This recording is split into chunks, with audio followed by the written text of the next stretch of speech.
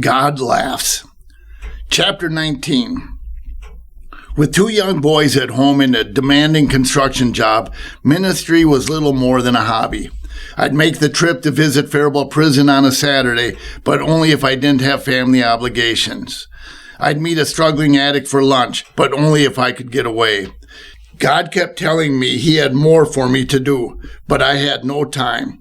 I had to be around for my wife and kids, so the only thing that could go was work.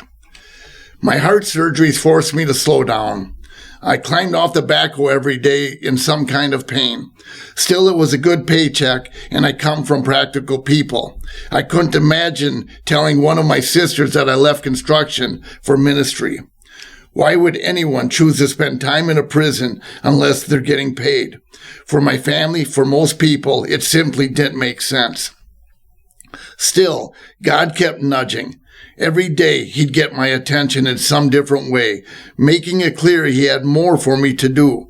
And every day, I'd have to again explain to the Lord of the universe all my reasons why I couldn't.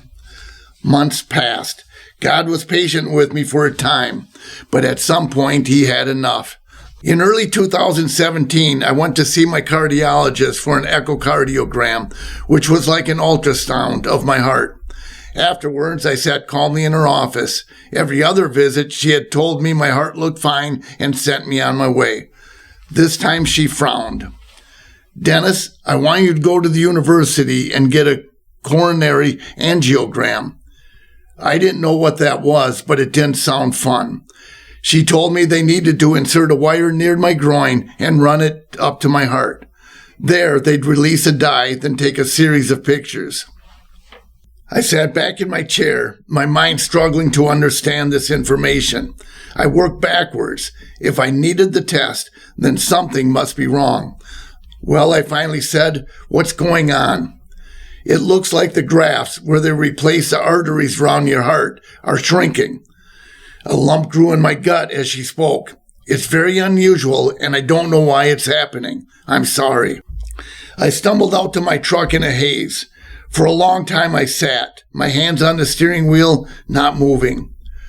When my aorta split, I had no time to think. I had no decisions to make. I dialed 911, and it all happened from there. I went along from moment to moment because if I didn't, I would die. It wasn't easy, but it was simple. This time, however, the hospital couldn't schedule this test for a few weeks, so I had to wait. And as I waited, I had time to think. I went along with my life, but I couldn't get it out of my mind. I kept imagining the worst. I was sure the test would show my heart was failing and they would have to bust me open again. The idea terrified me. Physically, I never quite got my strength back from the last time they worked on my chest. I didn't know if I could go through it again. A few days before the procedure, I made a decision. If the test showed that I had to have another surgery on my heart, then, if I survived it, I'd finally listen to God. I would quit working construction and enter the ministry full time. It would solve one problem. To my sisters, to my mom, to anyone who looked at me sideways for leaving a good construction job, I could use my heart as an excuse. I wouldn't be stepping away from a steady paycheck to do some touchy-feely thing. I would be retiring because my heart was no longer strong enough to handle the work. Somehow a weak heart sounded better in my head than a calling from God.